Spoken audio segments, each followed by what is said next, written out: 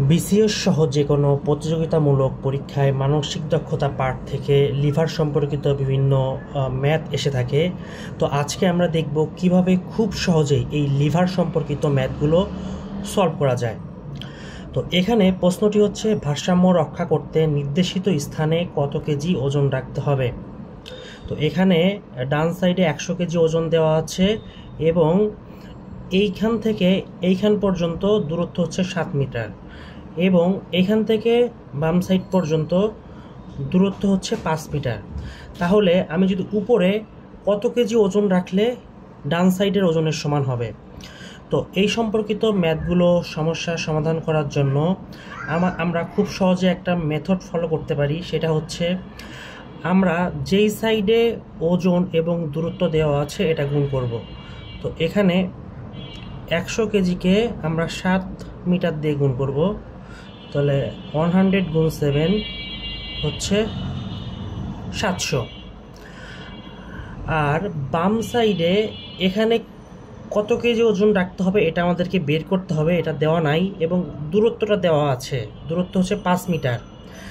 তাহলে এই ক্ষেত্রে আমরা যদি কেজি বের করতে চাই, সেই ক্ষেত্রে আমরা এই পাশে যে 100 গুণ 7 700 পেয়েছি, এই 700কে আমরা যদি এই পাশের 5 দিয়ে ভাগ করি, তাহলে আমরা যেটা আসবে আমরা তাহলে বাম সাইডের উত্তরটা পেয়ে যাব। তো 700কে যদি আমরা 5 দিয়ে ভাগ করি তাহলে এটা আসবে হচ্ছে 140। এটার মানে হচ্ছে, আমরা যদি বাম সাইডে 140 কেজি ওজন রাখি তাহলে দুই সাইডটা সমান হবে। আরেকটা সমস্যা দেখি, এখানে বাম সাইডে 5 কেজি ওজন দেওয়া আছে এবং ডান সাইডে কত কেজি ওজন এটা দেওয়া নাই। এই প্রশ্নে কোনো দূরত্বও দেওয়া নাই। তো এক্ষেত্রে এখানে দেখা যাচ্ছে যে এই মধ্যবিন্দু থেকে দুই সাইডের দূরত্বই যেহেতু সমান এবং দূরত্ব যেহেতু দেওয়া নাই, এখানে কোনো দূরত্ব দেওয়া নাই, এখানেও কোনো দূরত্ব দেওয়া নাই। তো এই ক্ষেত্রে যেহেতু এই সাইড এবং এই সাইড দুই পাশের দূরত্বই সমান, তো সেহেতু এখানে 5 কেজি, সো এইখানেও আমরা 5 কেজি বসাবো। যেহেতু কোনো দূরত্ব দেওয়া নাই এবং মধ্যবিন্দু থেকে দুই পাশের দূরত্বই সমান, তাই এই পাশে যদি 5 কেজি ওজন বসাইতে হয় তাহলে ভারসাম্য রক্ষায় এই পাশেও 5 কেজি ওজন বসাইতে হবে। এখন আমরা আরেকটি প্রশ্নে চলে যাই।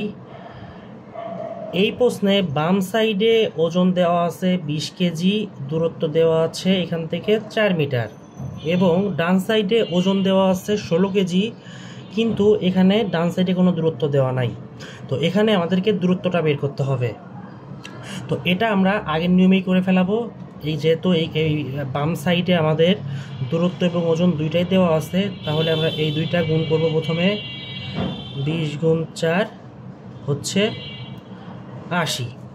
তো এখন যেহেতু এখানে আমাদের ডান সাইডে ওজন দেওয়া আছে কিন্তু দূরত্বটা দেওয়া নাই, তাই আমরা এই 80কে যদি এই পাশের কেজি দিয়ে ভাগ দেই তাহলে যেটা আসবে সেটা হচ্ছে এই পাশের দূরত্ব। তো 80 ভাগ 16 হচ্ছে 5। তাহলে আমাদের এখানে উত্তর হবে 5 মিটার।